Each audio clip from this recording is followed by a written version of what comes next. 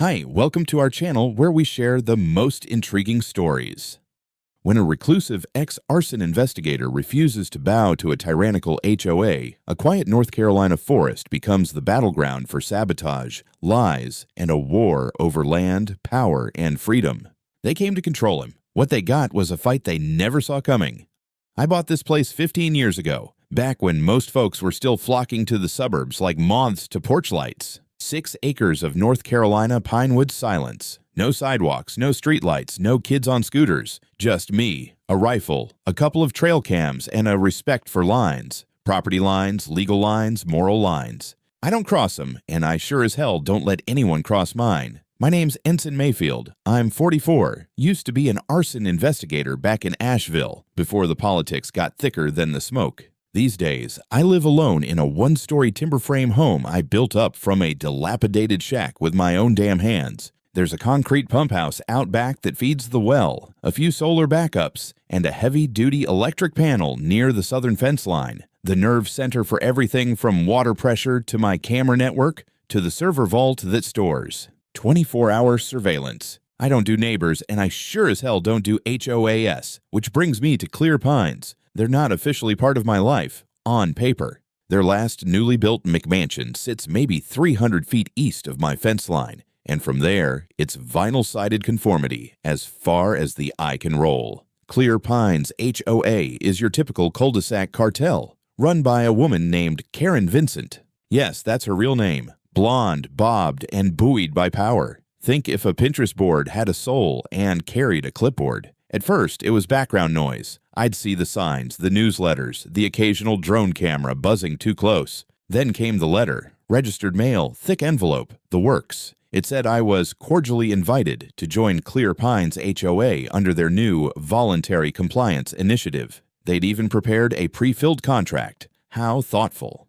According to them, my property visually disrupts the harmony of the community aesthetic and represents a potential safety deviation from established neighborhood expectations. Whatever the hell that means. I filed the letter in my wood stove. 2 days later, a second letter appeared, this time slid under my gate, unsigned and printed on regular paper. Neglecting to align with community standards may result in neighborhood action. Neighborhood action. Sounded more like a threat than an invitation. That week, I started noticing odd things. A fresh set of surveyor's stakes hammered along my southern border, bright pink flags with HOA logos. My motion lights would trigger at 3 or 4 in the morning, and when I reviewed the footage, I'd catch vague silhouettes loitering near the fence. No vandalism, not yet. Just presence, the kind that's meant to rattle you. I didn't rattle easy.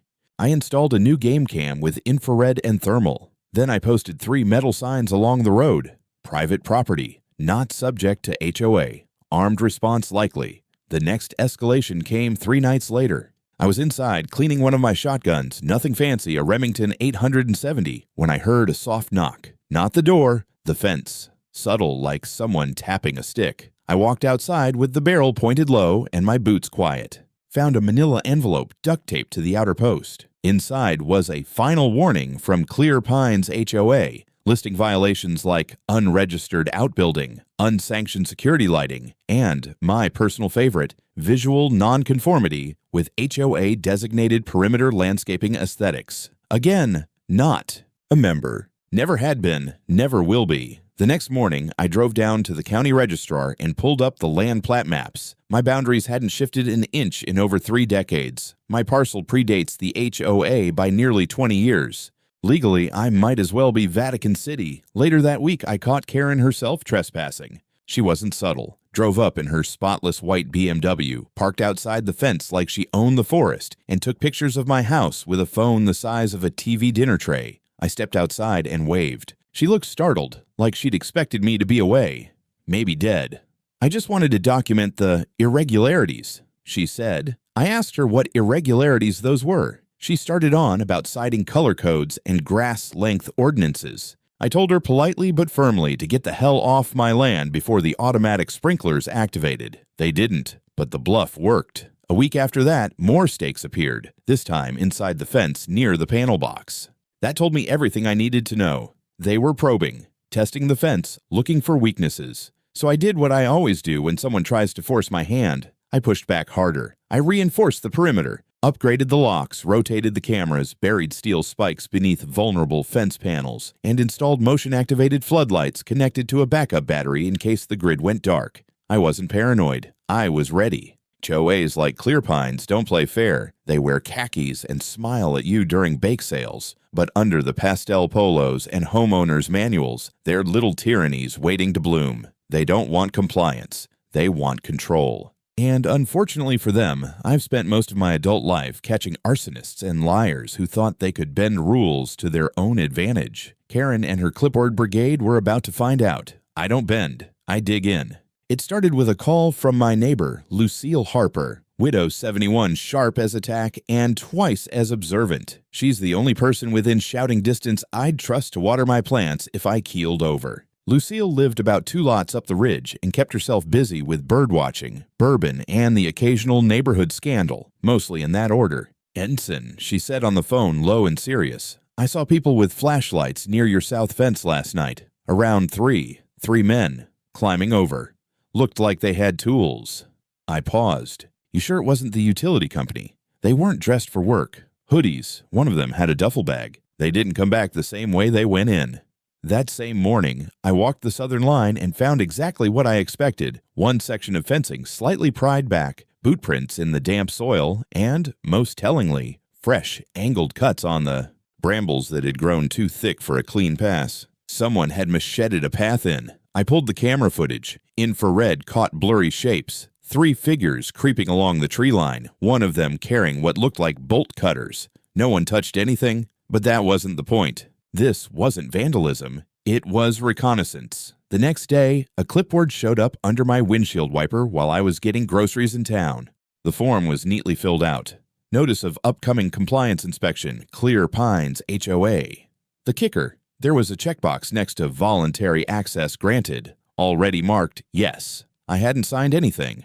The paper trail was starting to get cute. I scanned the local HOA bylaws, don't ask how I got them, and noticed a clause that should have made any attorney sneeze. It read, "Properties adjacent to Clear Pines, though not formally under jurisdiction, may be subject to aesthetic evaluation and advisory reports in the event of neighborhood concern." Basically, they'd written themselves a fake badge and now thought they were real cops. I compiled my own packet, satellite photos of my land over the last decade, the county's official maps, and a notarized affidavit from the previous owner confirming he'd never been part of Clear Pines and had refused 4 offers to sell easement.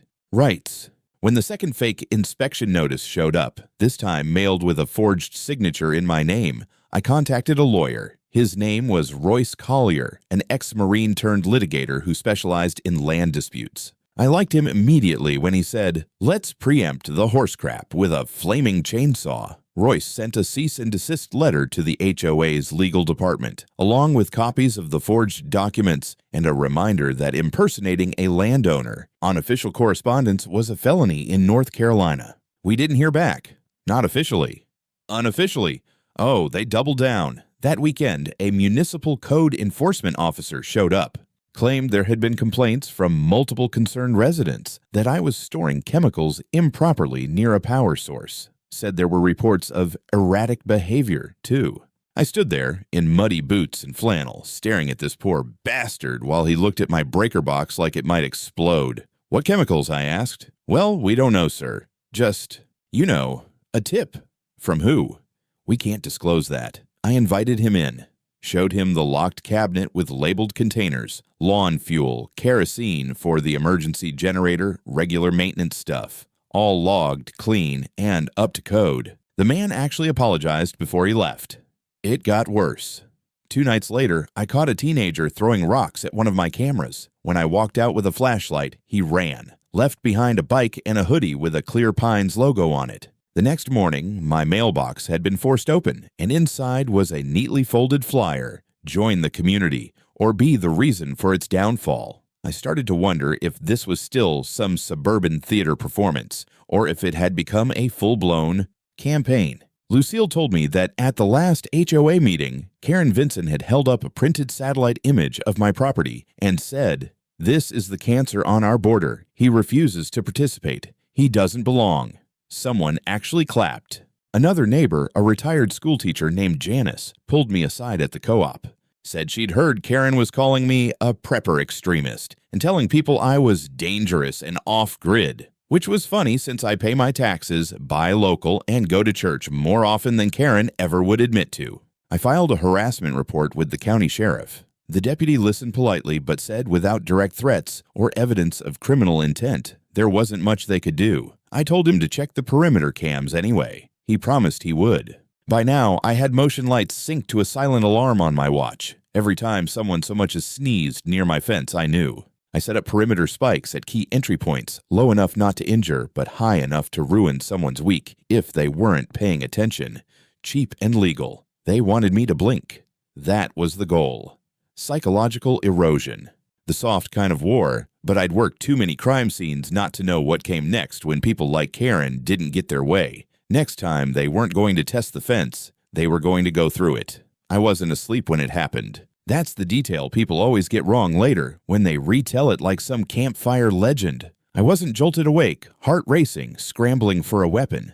I was already up, sitting at the kitchen table with a cup of coffee that had gone cold, reviewing footage from earlier that evening. When you spend years walking into burned-out houses where people swore nothing was wrong until it was far too late, you learn to trust patterns more than comfort. At 23 minutes past 2 in the morning, my watch vibrated once. Silent alert. South perimeter, the first camera feed popped up on the tablet. Nothing obvious at first, just the tree line swaying, a smear of darker shadow against a darker shadow. Then the infrared sharpened, and 3 heat signatures resolved into human shapes moving low and deliberate. Too coordinated for teenagers, too slow for drunks. They stopped exactly where the fence dipped toward the electrical panel enclosure. I felt that old familiar tightening in my chest. Not fear, recognition. I slid the tablet aside, stood up, and took the shotgun from the rack by the back door. No rush, no adrenaline spike, just muscle memory. I chambered around, slung on a jacket, and stepped out through the rear exit, keeping the house between me and the south line as long as possible. The night was quiet in that way only rural land gets. No traffic hum, no distant sirens. Just insects and the low creak of trees. As I moved through the brush, I could hear them now. Metal on metal, a dull snip. Someone whispered, sharp and irritated. When I got close enough, I saw everything. They had cut the fence cleanly, folding it back just enough to slip through. One man knelt at the base of the electrical panel with bolt cutters, working on the secondary conduit. Another stood watch with a flashlight wrapped in duct tape to narrow the beam. The third, this one made my jaw tighten, was holding a portable generator, positioned like they planned to power something independently once they severed the main line. This wasn't intimidation anymore. This was infrastructure sabotage. I stepped out of the trees and let the moonlight catch the barrel. "Drop everything," I said. Calm, loud enough to carry.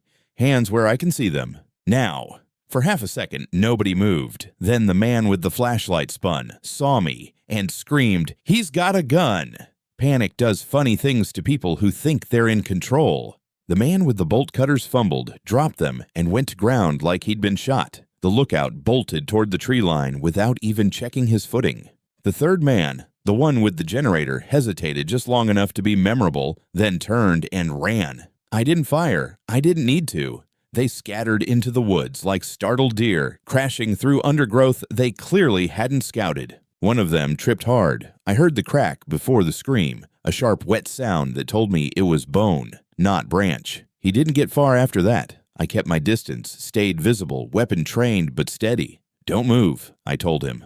"Help is coming." He didn't answer, just groaned and tried to crawl, leaving a trail in the damp leaves. By the time I reached him, the others were gone. He was clutching his ankle, eyes wide, breath ragged. On the ground next to him lay a laminated badge, Clear Pines HOA, Facilities Operations, name printed clean as day. I memorized it before I picked it up. I called the sheriff, reported trespass, and attempted sabotage, and waited. The man passed out before the deputies arrived. They took him away on a stretcher, asking me careful, measured questions while shining flashlights over the scene. They bagged the tools. Took photos of the cut fence, the damaged conduit, the generator. When it was over and the night finally settled again, I went back inside and pulled every camera feed from the last 12 hours. Faces weren't as clear as I'd like, but silhouettes told stories if you knew how to read them. The way one of them moved, shoulders back, deliberate posture, that wasn't a grunt worker.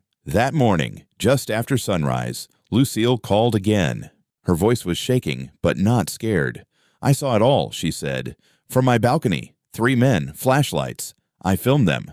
She paused, then added, "One of them turned toward the road for a second. I zoomed in. I recognize him." I asked who. She didn't hesitate.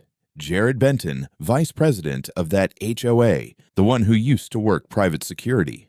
I looked down at the badge on my kitchen counter and felt something settle into place. This wasn't just Karen pulling strings from behind a desk. This was organized, planned, authorized. They hadn't come to scare me. They had come to turn my lights off and see what broke in the dark. I didn't even get a full pot of coffee down before the counterpunch landed. The sheriff's deputies had barely cleared my driveway that morning when my phone started buzzing like a hornet trapped in a jar. Missed calls, voicemails, unknown numbers. By 8 o'clock, my email inbox looked like a landfill. Alerts, forwarded messages, and one subject line that stood out like a bruise. Notice of civil action, Clear Pines HOA.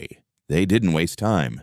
Less than 12 hours after their people got caught on my land with bolt cutters and a generator, Clear Pines filed a lawsuit against me. Not against unknown parties. Against me. The claim was bold enough to be insulting. They accused me of threatening authorized inspectors with a firearm, engaging in reckless intimidation, and obstructing the lawful duties of a regulatory body.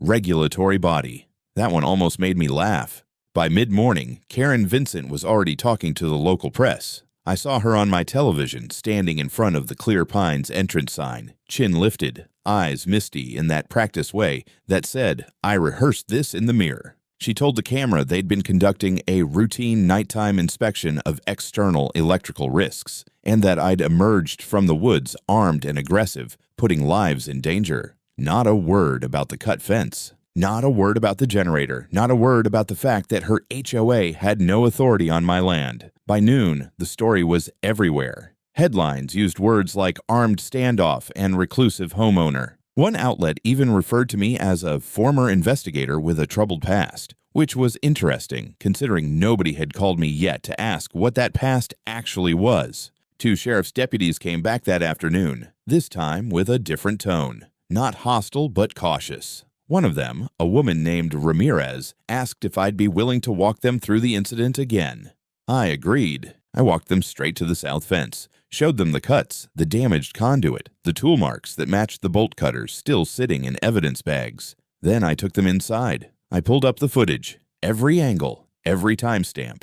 You could see the men arrive. You could see them cut through. You could see the generator. You could hear me issue verbal commands, clear, controlled, no threats beyond lawful defense of property. When the footage ended, there was a long silence. Ramirez finally exhaled. They said this was a visual inspection. I nodded.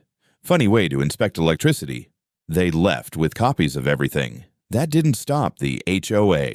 By the next day, a process server showed up with a stack of papers thick enough to stop a bullet. Clear Pines wasn't just suing me. They were asking for a temporary restraining order to seize my weapons, claiming I posed an ongoing danger to community safety. They even included a so-called internal memo describing my land as potentially unstable terrain requiring intervention. The memo had my name typed at the bottom, as if I'd approved it. That was forgery, plain and simple. Royce Collier called me as soon as he saw it. He didn't bother saying hello. "They're trying to flip the board," he said. "If they make you look dangerous, everything else becomes noise." That afternoon, county police knocked on my door again, this time responding to a complaint about shots fired. I hadn't fired a thing.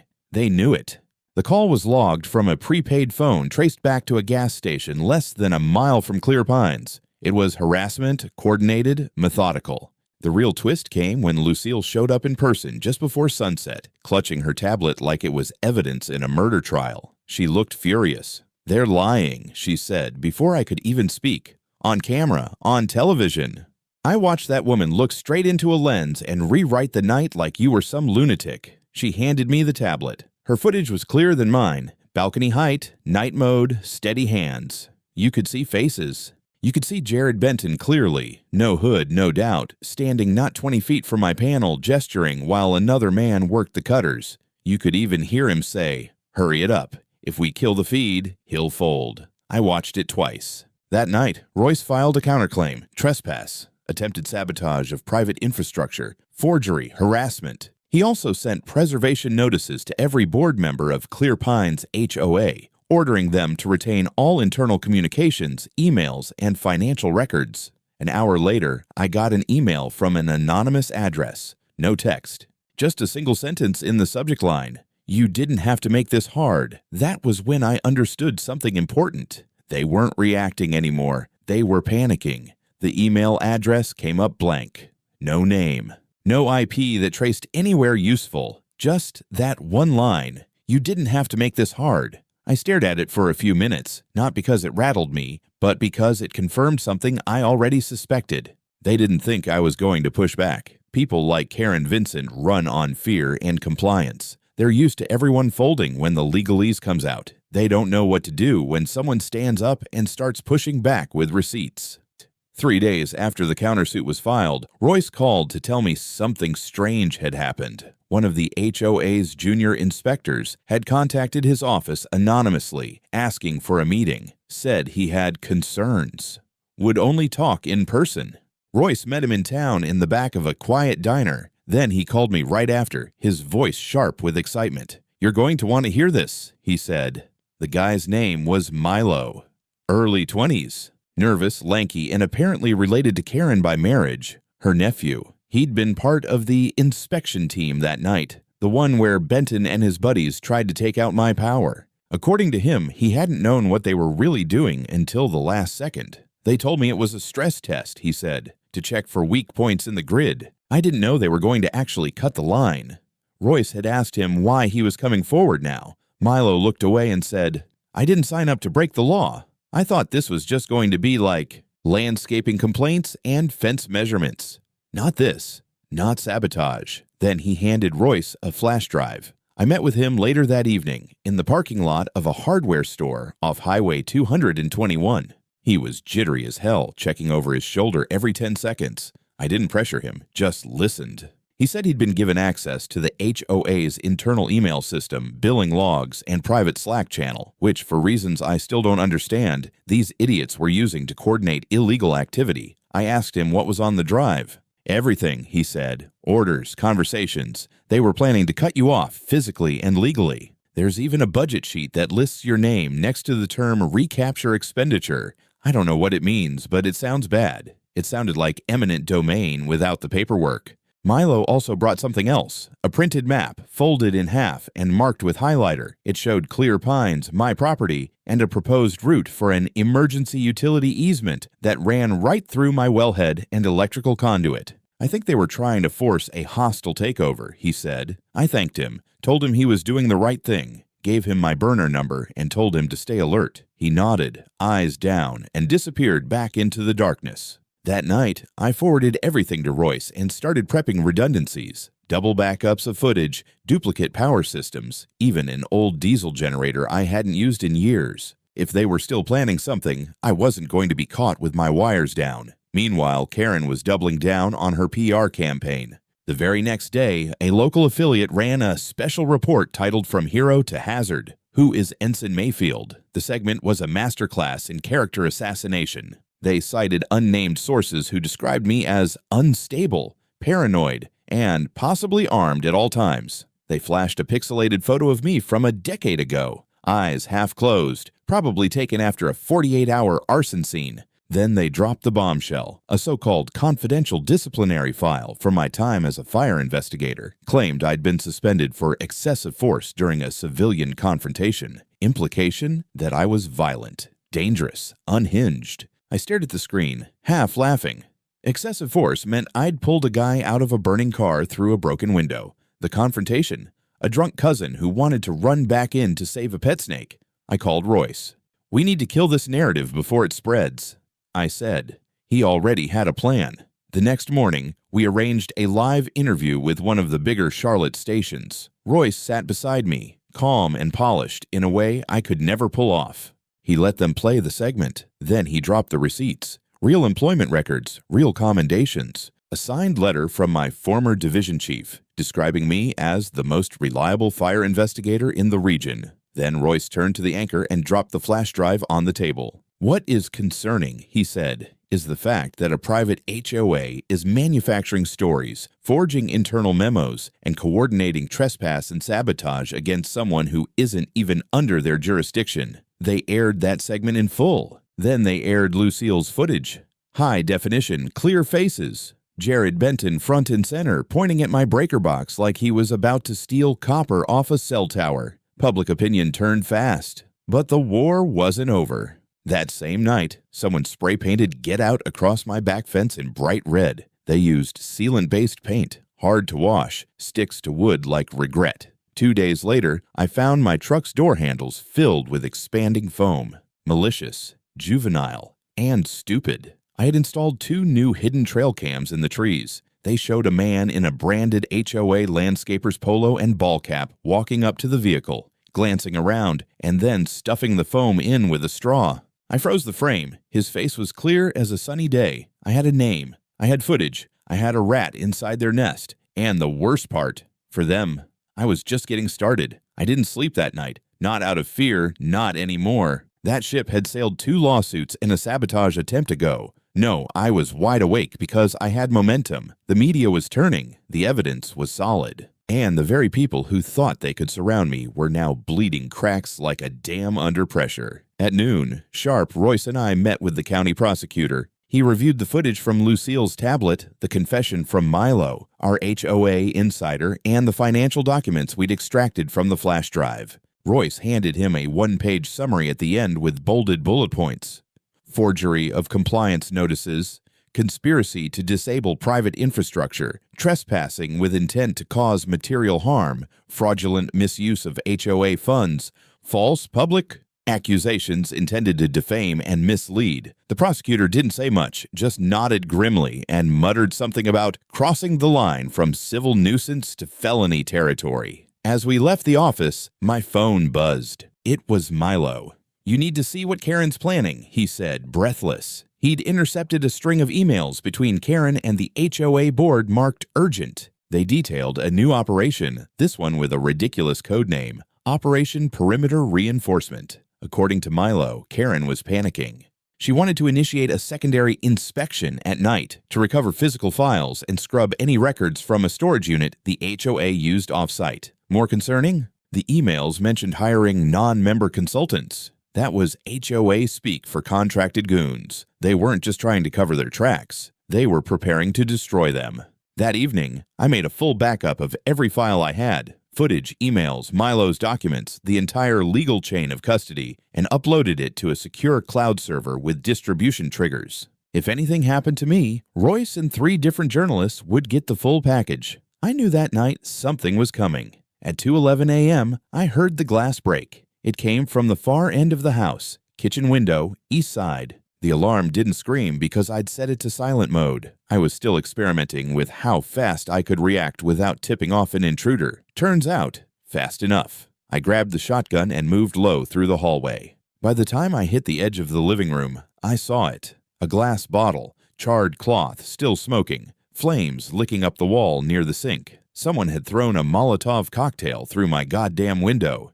I doused it with the fire extinguisher before it could spread. Then I ran outside. The motion lights didn't trigger, but the thermal cameras did. A single figure running full tilt toward the tree line. Gray hoodie, dark pants, gloved hands. But I didn't need facial recognition. I already had a lead. 2 days prior, that exact same gate had been captured stuffing foam into my truck handles. It was the HOA landscaper. The next morning, I reviewed the camera angle from the side tree line. It caught him walking in, no attempt to conceal his identity, carrying the same satchel seen in other shots. I froze the frame and sent it to Royce and the sheriff. By 10 a.m., a warrant was issued, and then the dam really cracked. Lucille called just after lunch, laughing so hard I could barely understand her. "You watching the news?" she asked. I wasn't. I turned on the TV just in time to see Karen Vincent walking out of a federal courthouse, flanked by 2 lawyers who looked like they'd rather be anywhere else. The press was swarming her like flies on roadkill. Microphones were shoved at her, people shouting questions about sabotage, arson, fraud. She ignored them for about 5 seconds. Then, on camera, one of the reporters asked, "Ms. Vincent, what do you say to the leaked emails where you called Mr. Mayfield a cancer that needs to be surgically removed from our community?" She stopped, dead in her tracks, looked right into the lens and smiled. "No comment," she said, "but I think the community knows who the real threat is." She had no idea how bad it was about to get, because Milo wasn't done. That afternoon, he called me from a burner phone and said, "I got into her shared drive. There's more, way more. Financial records, off-the-book payments to Benton, vendor kickbacks from HOA-approved contractors. Even more damning, a private exchange between Karen and a regional developer detailing a multi-phase redevelopment proposal, with my property labeled as available pending forced acquisition. They'd planned it for months. Sabotage, intimidation, lawsuits. It was all part of a long-term play to take my land and sell it to a company looking to extend a service road out toward the highway. That night, Royce dropped the nuclear bomb. We filed for a federal injunction requesting a freeze on all HOA financial operations and email servers. 2 days later, FBI agents raided the HOA's office and confiscated computers, printed ledgers, and Karen's personal laptop. Jared Benton was arrested that same night trying to leave the state. They caught him at a gas station with a burner phone, $5,000 in cash, and a duffel bag full of shredded documents. And still, it wasn't over. At dawn the next morning, I found a dead deer carcass strung up on my gate, spray painted across its side in thick red letters. "We know where you sleep." My reaction? I went inside, brewed coffee, called Royce, then called the sheriff. By noon, they'd added terroristic threats to the list of charges. They thought they could scare me off my own land, but all they did was confirm one thing. Now it was personal. They always act tough right until the badge flashes. When the FBI stormed the Clear Pines HOA office, it wasn't some grand movie raid. No battering rams, no flashbangs, just a half-dozen agents in windbreakers calmly walking in with boxes and warrants. And yet, it was enough to turn Karen Vincent into a ghost. For 3 days, she disappeared completely. No public statements. No HOA emails. Her car sat untouched in her driveway like it belonged to someone already dead. But when the grand jury indictments dropped, conspiracy, fraud, attempted sabotage of infrastructure, and obstruction, she crawled back into the spotlight like a raccoon caught in daylight. Her lawyers tried to spin it as miscommunication and overzealous volunteers. They even suggested Jared Benton may have acted outside of protocol. Funny. Hard to argue protocol when your second-in-command gets caught in a gas station with shredded HOA files and fake IDs. The courthouse in Roane County was built during the Truman administration. White stone, small clock tower, a courtroom that still smelled like old wood and floor wax. I'd been in bigger, fancier buildings, but I'd never felt the weight of justice like I did when I stepped into that room for opening arguments. Karen sat at the defense table like she was at a garden club meeting, blouse pressed, hair done, a smug look frozen on her face. But I saw it in her eyes. The panic was there, just buried under 3 layers of rehearsed calm. My testimony was scheduled for day 2. Royce prepped me like I was about to cross enemy lines. No anger, no drama, just facts.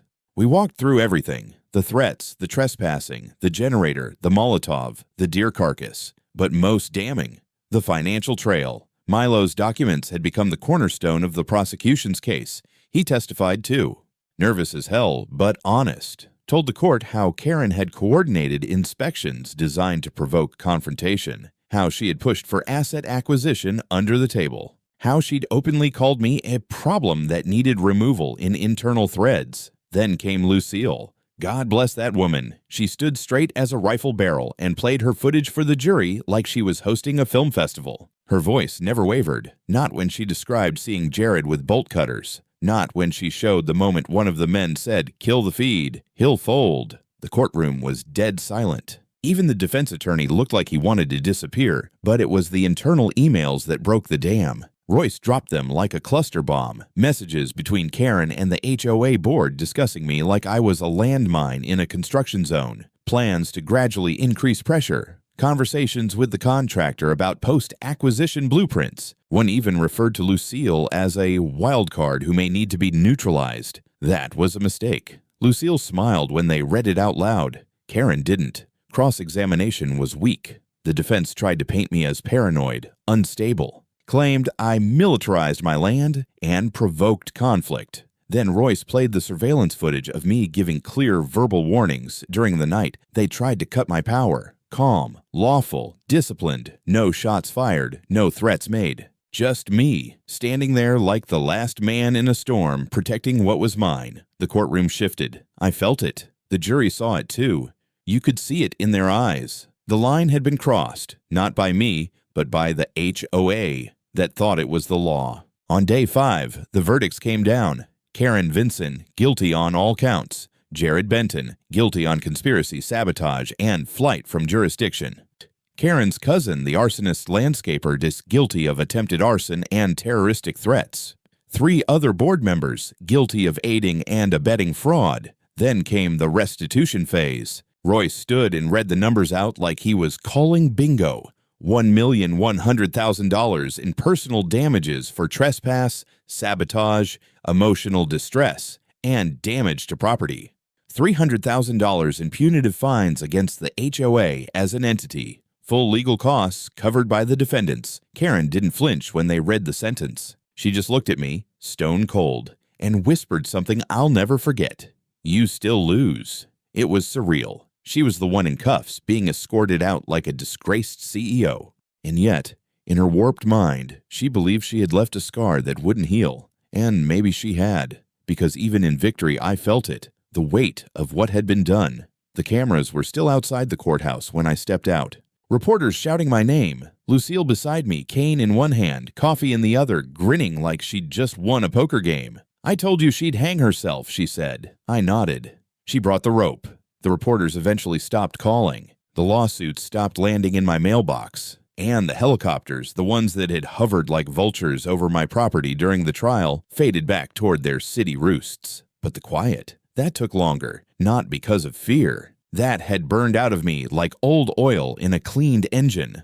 No, the quiet took time because even after you win, the noise echoes. Karen Vincent was sentenced to 12 years. Jared Benton got 8. And Karen's cousin, who threw the Molotov cocktail, earned himself a neat 10-year bid, plus federal oversight due to the domestic terror enhancement. The rest of the HOA board scattered like cockroaches under federal light. A few tried to quietly move to other states. One reportedly ended up managing a storage unit facility in Kentucky. Fitting. Clear Pines HOA was dissolved under court order, legally disbanded, its charter revoked, funds seized, and properties frozen. Their email servers were used as precedent in a state-level bill protecting homeowners from unauthorized private governance. They called it the Mayfield Provision. No one asked me if they could use my name. I didn't care. Let the paper trail speak louder than I ever could. In the months that followed, something strange happened. People started coming to me. Not with lawsuits, not with threats, but with questions. Folks from neighboring HOAs, nearby counties, even a guy from Georgia, all asking how I did it, how I stood up, how I didn't fold. I told them the same thing every time. You don't need to be the loudest. Just the one who won't move. Lucille Harper, God bless her, got herself voted head of the new community council, an informal group of residents meant to ensure transparency and mutual respect between homeowners. She didn't want the title. "I've had enough committee meetings to last me 3 reincarnations," she told me. But she took it anyway, said it was time someone with an ounce of spine and 2 ounces of bourbon helped build something decent. The council voted unanimously to remove the old signage from the entrance to Clear Pines. In its place, they put up a hand-carved board that read, "This community respects property, privacy, and people. No exceptions." I liked it better than the HOA's slogan, which had been something like, "Unified Vision, Beautiful Living," which always sounded a little fascist to me anyway. I spent the following spring rebuilding the section of fence they'd cut, not because I needed to, but because I wanted to. I reinforced the gate, reburied the electrical conduit, and set up an off-grid solar backup system with enough juice to keep me running, even if someone blew up the substation. That wasn't paranoia. That was called North Carolina common sense. Royce and I stayed in touch. He went on to write a book about the case. Some legal-sounding title I can't remember, but Lucille said it made him look like the next Atticus Finch with a tactical vest. Milo, our former insider, entered witness protection under a new name. Last I heard, he was working IT for a school district somewhere in Idaho. Good kid. Deserved better than the mess Karen dragged him into. As for me, I kept living. I got back to fishing in the mornings, fixing up the shed I'd been ignoring for 3 years. Even took a long overdue trip out west to see the Grand Canyon. When I came back, the house was still standing, the cameras were still rolling, the woods were still quiet, and no one, not one single person, had left a compliance notice on my porch. But I did put up one new sign, right at the gate, burned into a piece of reclaimed oak, with lettering Lucille helped me paint. This is not whole land, this is not their authority, and it never will be. I didn't need a fence to prove where my property began. I just needed them to remember where it ends.